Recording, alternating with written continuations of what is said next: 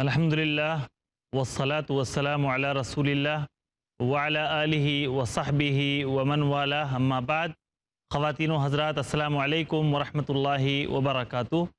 آپ کو یاد ہوگا پچھلی محفل میں ہم قوامیت کے بارے میں گفتگو کر رہے تھے۔ قوامیت جس پر بہت زیادہ اعتراض کیا جاتا ہے، جو اللہ رب العالمین نے مرد کے ذمے عائد کیا ہے، یہ کوئی فضیلت کی چیز نہیں ہے، یہ ایک ایکسٹرا ذمہ داری ہے جو مرد پر اس کی خلقت کے حساب سے، اس کی طبیعت کے حساب سے اللہ رب العالمین نے عائد کی ہے، اور اس میں عورت کے لیے رحم کا پہلو زیادہ ہے۔ ہماری گفتگو بہت اہم موڑ پہ پہنچی تھی۔ انشاءاللہ العزیز آج وہیں سے اپنی بات کو آگے بڑھائیں گے، لیکن اس سے پہلے اپنے علماء کرام کا تعارف پیش کر دوں۔ سب سے پہلے میرے دائیں طرف مجھ سے قریب مولانا عبدالہادی عمری مدنی حفظہ اللہ برطانیہ سے تشریف لائے ہیں، پیس ٹی وی کے مستقل مقرر، جامعہ اسلامیہ مدینہ منورہ کے فارغ التحصیل۔ ایسے ہی بائیں طرف مولانا ابو ظفر حسان ندوی حفظہ اللہ، جامعہ ازہر مصر سے آپ نے ایم اے کیا ہوا ہے، آپ بھی پیس ٹی وی کے مقرر ہیں۔ مولانا رضا اللہ عبد الکریم مدنی حفظہ اللہ دہلی سے تشریف لائے ہیں، جامعہ سید نذیر حسین محدث دہلوی میں آپ ناظم تعلیمات ہیں، مشہور داعی، خطیب اور مصنف ہیں۔ میں آپ تمام علماء کرام کا اس محفل میں استقبال کرتا ہوں۔ اللہ رب العالمین ہماری اس محفل کو بھی مفید بنائے۔ مولانا رضا اللہ عبد الکریم مدنی حفظہ اللہ، قوامیت کے تعلق سے کہ قوامیت کیا ایک ڈنڈا ہے یا قوامیت ایک ذمہ داری ہے؟ کیا ہے قوامیت؟ دیکھیے، قوام کا مادہ قیام ہے۔ اسلام نے مرد کو عورت کی حفاظت، صیانت اور اس کے رکھ رکھاؤ، اس کے بقا، تحفظ اور اس کی تمام ضروریات کے لیے قائم رہنے والا بنایا، اور یہ ذمہ داری اس کو سونپی ہے۔ آپ کے ذمہ ہے اس کی حفاظت، صیانت اور اس کی تمام تر ذمہ داریاں، اور اس کو ہم نے بنایا ہے آپ کے سکون کے لیے، طمانینت کے لیے، اور دونوں مل کر نسل انسانی کے بقا و تحفظ کی ذمہ داری آپ پوری کریں گے۔ یہ ہے اسلام کا در حقیقت نظریہ، آئیڈیالوجی۔ اس وقت جو صورتحال ہے اور آپ جن موضوعات پر یہاں پر بات کر رہے ہیں، در حقیقت یہ آئیڈیالوجی کا فرق ہے۔ اسلام کا جو نظریہ ہے، اسلام جو ساری دنیا کو دے رہا ہے جو نظریہ، اس نظریے کے برخلاف دوسرے لوگوں کا نظریہ ہے۔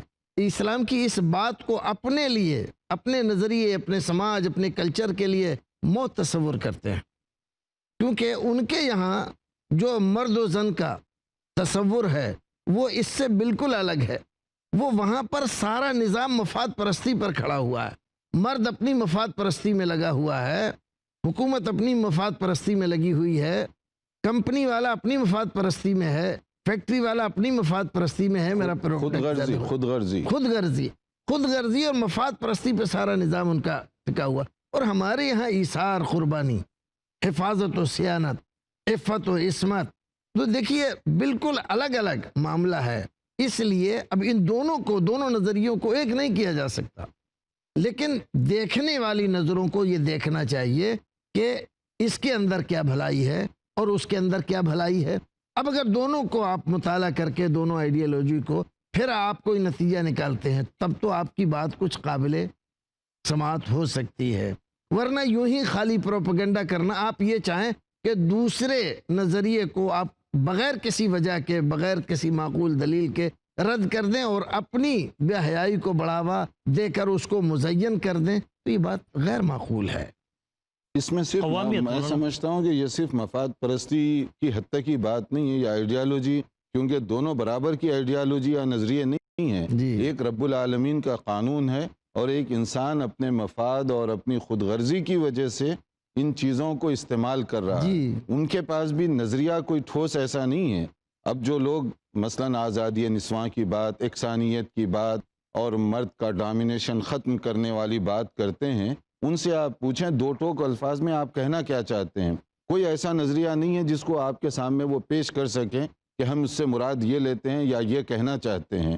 بعض اوقات بعض لوگوں کی جو غلطیاں ہیں، پرسنل غلطیاں آپ کہہ سکتے ہیں، اس میں مسلمان بھی ہیں، غیر مسلم بھی ہیں، ان پرسنل غلطیوں کی بنیاد پر کہ کہیں شوہر نے بیوی پر زیادتی کی، کہیں سسرال والوں نے بہو پر زیادتی کی، اس کو بنیاد بنا کر آپ ایک سارا ڈھانچہ تعمیر کرنا چاہتے ہیں، تو یہ کوئی حقیقت پسندانہ انداز نہیں ہوگا، وہ پرسنل غلطی ہے، وہ کسی بھی مذہب کے اندر ہو سکتی ہے۔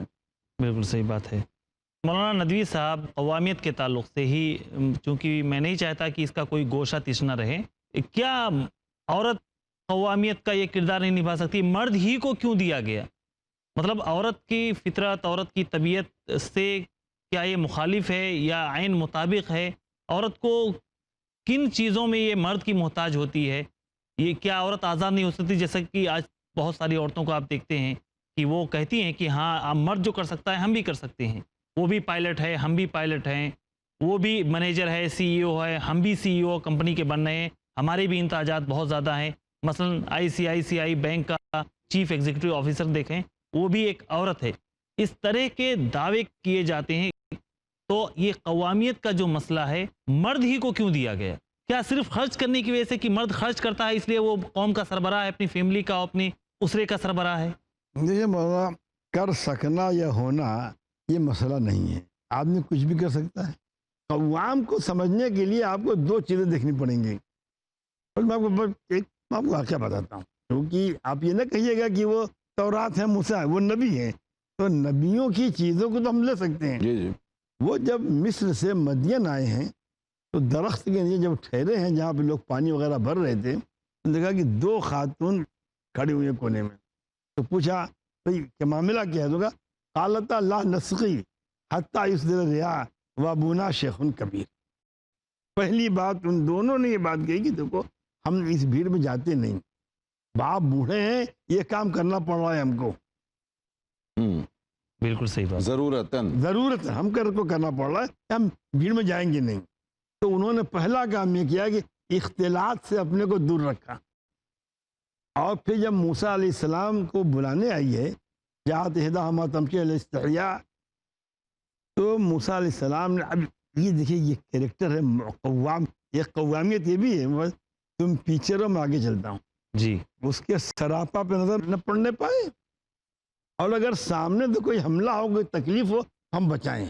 اب مرد کی شان یہ ہے کہ وہ اس انداز سے لے کر کے چلے، وہ چلے لے کر کے۔ حضور پاک صلی اللہ علیہ وسلم نے غزوے میں حضرت عمر رضی اللہ تعالیٰ عنہ نے فرمایا کہ خواتین کو لے کے چلو تم، حضرت عمر ہی ایسے ہیں جو کو لے کے جا سکتے ہیں۔ حضرت عمر اپنی طبیعت، اپنے مزاج کی وجہ سے جو ان میں خاص چیزیں تھیں، رفتار بڑھا دی۔ ان کا منشا یہ تھا کہ خواتین زیادہ دیر تک راستے میں نہ رہنے پائیں، لیکن وہ گرنے پڑنے لگی۔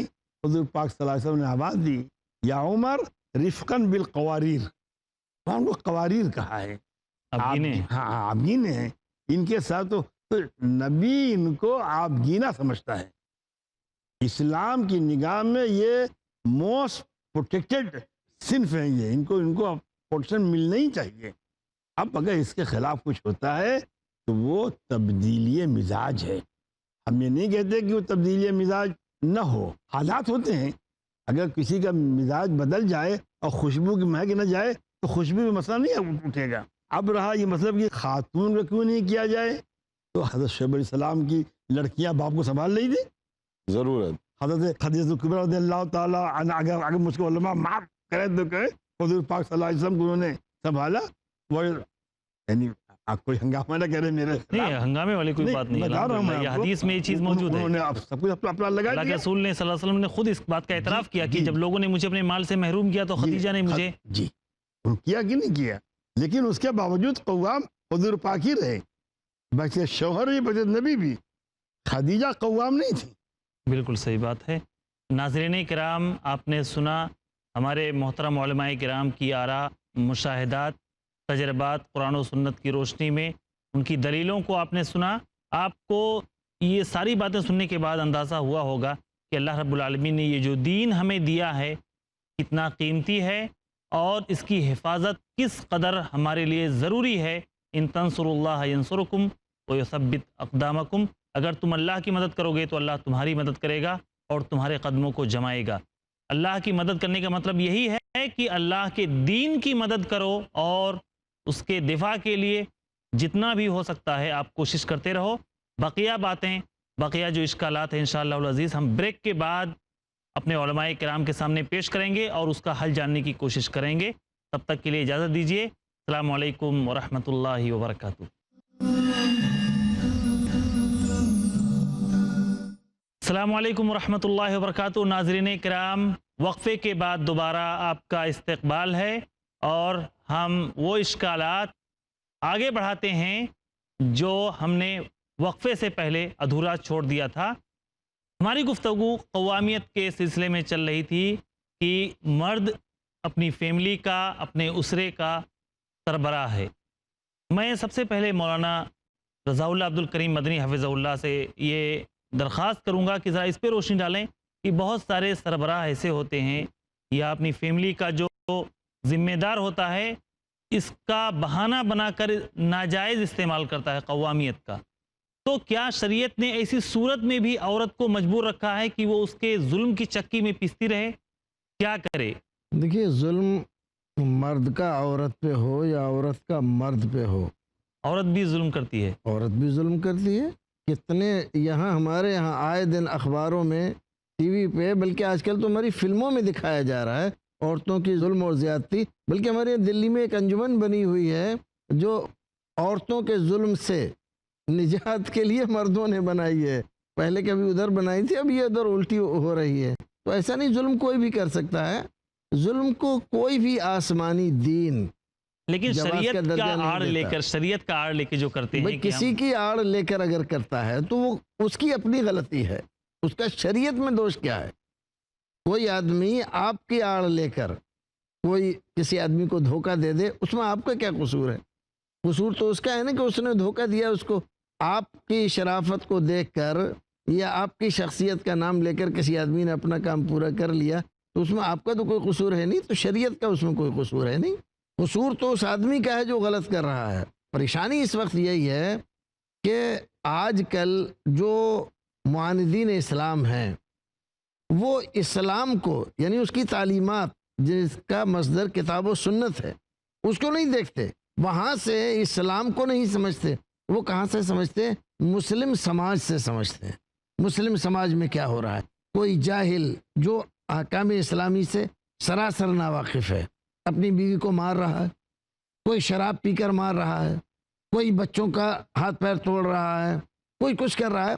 تو اس کا ذمہ دار نہ تو اسلام ہے، نہ قرآن ہے، نہ حدیث ہے، اور نہ یہ قانون ہے جس کو ہم اسلام کہتے ہیں. اس کا ذمہ دار تو وہ اس کی جہالت ہے، اس کی بے وقوفی اور حماقت ہے، اسلام سے عدم واقفیت ہے، اسلام کو فالو نہ کرنا ہے. اگر وہ اسلام کے احکام کو اپنے اوپر نافذ کرتا، ہرگز ایسا نہ کرتا. اسلام سے دوری نے اس کو اس نتیجے پر پہنچایا ہے کہ وہ اپنی ذمہ داری سمجھ کے اسلام کے خلاف چلا گیا، ظلم کیا، اور قیامت کے دن وہ پکڑا جائے گا. اسلام یہ کہہ رہا ہے کہ یہ ظلم کر رہا ہے، قیامت کے دن پکڑا جائے گا. رسول اکرم نے تو ایک حدیث میں یوں فرما دیا، ایک آدمی نے 2 بیویوں سے شادی کی، 2 بیویوں سے شادی کی. اسلام نے حکم دیا ہے دونوں کے ساتھ یکساں برتاؤ کرو. اب اگر ایک آدمی ایک کے ساتھ زیادہ حسن سلوک کرتا ہے، دوسری کے ساتھ نہیں کرتا، تو رسول اکرم نے فرمایا قیامت کے دن آئے گا تو اس کا ایک بازو جھکا ہوا ہوگا، اور یہ اس کی ذلت و خواری کے لیے ہوگا. سارے پہچان لیں گے کہ دنیا میں یہ اس جرم کا مرتکب تھا. تو شخصی جرم ہے، اسلام کا جرم نہیں. اسلام کا جرم نہیں، اسلام نے کوئی غلطی نہیں. تو وہ اس کو دیکھیے، اسلام تو سزا دے رہا ہے اس کو، اور وہاں اس کو رسوا کر رہا ہے. یہ ساری کائنات موجود ہے وہاں پر. بالکل صحیح بات. ہاں، مولانا مدنی صاحب کے گفتگو کے ضمن میں ایک بات، 2 شادیاں، جی یہ پولیگیمی، یہ بہت بڑا ایشو ہے، اور اس چیز کو لے کر اسلام پر بہت زیادہ تان کیا جاتا ہے کہ مرد کو تو 2 شادیاں، 3 شادیاں، 4 شادیاں کرنے کی اسلام نے اجازت دی ہے. عورت بیچاری کو کیوں ساری زندگی ایک مرد کے ڈور میں، اسی کے رسی میں باندھ کے رکھ دیا ہے؟ عورت کو کیوں نہیں اجازت دی گئی کہ وہ ایک سے زیادہ ایک وقت میں مرد رکھے؟ یہ بھی اس کی فطری ذمہ داریاں، اور اسلامی نقطۂ نظر سے فیملی اقدار جو ہیں وہ ان کو سامنے رکھا جائے تو یہ بات سمجھ میں آتی ہے کہ بعض حالات میں اگر اس طرح کی بات ہو تو مثال کے طور پہ ایک عورت ہے، اس کے 2-3 دوست ہیں مرد، اور وہ اس کا بچہ ہو جاتا ہے تو کس کا بچہ سمجھا جائے گا؟ وہ ABC کون شوہر ہے اس کا، کون باپ ہے؟ آج تو ڈی این اے ٹیسٹ سے پتہ لگایا جا سکتا ہے، لیکن ڈی این اے ٹیسٹ آپ کے لیے ہر چیز نہیں فراہم کرتا. ڈی این اے ٹیسٹ صرف بعض حالات میں صرف یہ بتاتا ہے کہ اس کا نسب اس سے بنتا ہے یا نہیں بنتا، یا اس کا جراثیم اس کے اندر ہیں یا نہیں ہے. اگر نہیں ہے پھر کون ہے یہ ڈی این اے ٹیسٹ نہیں بولے گا آپ کو. اس کے ذریعے سے آپ ایک جز کے ایک پہلو کو معلوم کریں گے، دوسرا پہلو نہیں بولے گا وہاں پر. اور نمبر 2 یہ ہے کہ اگر آپ یہ نہیں معلوم کر سکے کہ وہ بچہ جو ہے وہ کس کا بیٹا ہے، تو پھر دوسری بیٹی ہو جاتی ہے اسی خاتون سے 1 سال 2 سال کے بعد. تو وہ کیا دونوں شادی کر سکتے ہیں آپس میں؟ دونوں کی حیثیت کیا بھائی بہن کی ہوگی، یا دونوں کی حیثیت کیا ہوگی، یا دونوں کی ماں کس کو آپ سمجھیں گے، دونوں کا باپ کس کو سمجھا جائے گا؟ کیونکہ اسلام میں حرام و حلال کے رشتے بھی رکھے گئے ہیں. بعض رشتوں سے آدمی شادی نہیں کر سکتا، وہ محترم رشتے ہیں. بعض سے شادی کی جا سکتی ہے. یہ تفریق اگر اس طرح عورت 3 یا 4 مردوں کے ساتھ بیک وقت رہے، یہ نہیں ہو سکتا. نمبر 3 یہ ہے کہ کیا عورت کی جو فطری جو اس کی تقاضے ہیں، کیا وہ اس بات کو برداشت کر سکتے ہیں کہ بیک وقت اس کے پاس 2 یا 3 مرد ہوں؟ آپ جا کے کسی لیبارٹری سے پوچھ سکتے ہیں، کوئی غیر مسلم سے غیر مسلم ماہر ہوگا، وہ بھی یہی کہے گا کہ اس کی فطری جو صلاحیتیں ہیں وہ اس بات کی متحمل نہیں ہو سکتی عام حالات میں. تو عمومی طور پر یہ سب چیزوں کو سامنے رکھا جائے تب سمجھ میں آتا ہے کہ اس کو ایک سے زیادہ مردوں کی بیک وقت ضرورت ہی نہیں ہے. جی ندوی صاحب، آپ گفتگو ماشاءاللہ سن رہے تھے، آپ نے سنا کہ ایک سے زیادہ جو مرد کو اجازت دی گئی ہے شادیاں کرنے کی. بعض لوگ اشکال پیش کرتے ہیں کہ قرآن ہی میں بھلے یہ اجازت دی گئی ہے کہ ایک سے زیادہ شادیاں کر سکتے ہیں، لیکن عدل کے ساتھ اس کو مربوط رکھا ہے، مشروط رکھا ہے. اور ایک آیت پیش کرتے ہیں، وَلَن تَسْتَطِيعُوا أَن تَعْدِلُوا بَيْنَ النِّسَاءِ وَلَوْ حَرَصْتُمْ. تم ہرگز عدل نہیں کر سکتے، چونکہ عدل نہیں کر سکتے لہذا دوسری شادی نہ کرو. اس طرح کے اشکالات، اور مزید یہ کہ یہ جو خرابیاں پیدا ہوتی ہیں اس پہ مزید آپ روشنی ڈالیں کہ ایک عورت اگر ایک سے زیادہ شادیاں ایک ہی ٹائم میں کئی مرد رکھتی ہے تو اس کے کیا مضر اثرات مرتب ہوتے ہیں؟ دیکھیے، پہلی بات تو یہ ہے کہ عدل والی جو بات ہے اس کی وضاحت حدیث پاک نے خود ہی کر دی ہے. حضور پاک صلی اللہ علیہ وسلم نے ازواج مطہرات کے درمیان تقسیم کرنے کے بعد اوقات ہوا کہ اللہ یہ تقسیم وہ ہے جو میرے اختیار میں ہے، ظاہری تقسیم. جی تو اس میں نہ پکڑ جو میرے اختیار میں نہیں ہے. تو وہ دلوں کے میلان والا عدل ہے. بات واضح ہو گئی ہے. یہ مسئلہ جو ہے جو قرآن نے کہا ہے وہ منع نہیں کیا ہے، وہ ہو ہی نہیں سکتا کہ دل کا میلان سب کی طرف ایک ہو. وہ تو اپنے بچوں کے بارے میں بھی یہ ایک یکساں نہیں ہوتا کہ سارے بچوں سے والدین ایک جیسی محبت کریں. ایک ہی بیوی کے ایک بچے کے ساتھ نہیں ہوتا. جی ایک ماں کا بھی یہ ایک ماں کا ہی حال ہے. بلکہ اب زمانہ ایسا آ گیا کہ جو بچہ سب سے واقعات ہوتا ہے ماں کو وہی عزیز ہوتا ہے. بالکل صحیح بات. توجہ زیادہ اسی پہ. اور جو بچہ واقعی محنتی ہوتا ہے، جفاکش ہوتا ہے، طور پر جو اس وقت ہے بڑی تیزی سے پھیل رہا ہے اور حکومت اس کے بارے میں بڑی چنتت ہے، لیکن اس کو برسر عام نہیں کیا جا رہا، کیونکہ لوگ اگر اپنے بارے میں کہیں کہ مجھے یہ مرض ہے تو خود اس کے بھائی، اس کے گھر کے لوگ اس سے بچنا شروع کر دیتے ہیں اور اس کے ساتھ دوسرا رویہ اختیار کرتے ہیں جو ان کو نہیں کرنا چاہیے. جس کا وہ مستحق ہے اس کے برخلاف اس کے ساتھ معاملہ ہوتا ہے. ایڈز بڑی تیزی کے ساتھ پھیل رہا ہے. کہاں سے پھیل رہا ہے؟ 2 ذریعے سے. یہ سرکاری آنکڑے ہیں اور وہ ہیں جو NGOs جو چلا رہے ہیں اور اس کے لیے کوششیں کر رہے ہیں. ایک کوٹھے سے، دوسرے ڈرائیوروں کے ذریعے سے. جو ہمارے ڈرائیور لمبی ڈرائیونگ کرتے ہیں، پنجاب کے اس سرے سے لے کر اور آسام کے اس سرے تک جاتے ہیں اور تقریباً 10 15 20 دن میں واپسی ہوتی ہے ان کی. یہ لوگ وہاں جا کر اور یہاں جا کر عورتوں سے ملتے ہیں. ان میں بہت ساری عورتیں مجبور ہیں، پیشہ کرتی ہیں، ایڈز زدہ ہیں. کوئی بھی مرد اس سے مل لیتا ہے، وہ دوسرے کو لگا دیتی ہیں. وہ آ کر پھر اپنی بیویوں سے ملتے ہیں، پھر ان کو بھی وہ بیماری لگا دیتے ہیں.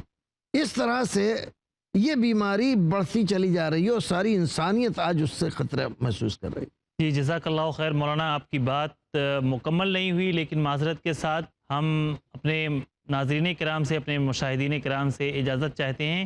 وقت ختم ہو گیا ہے.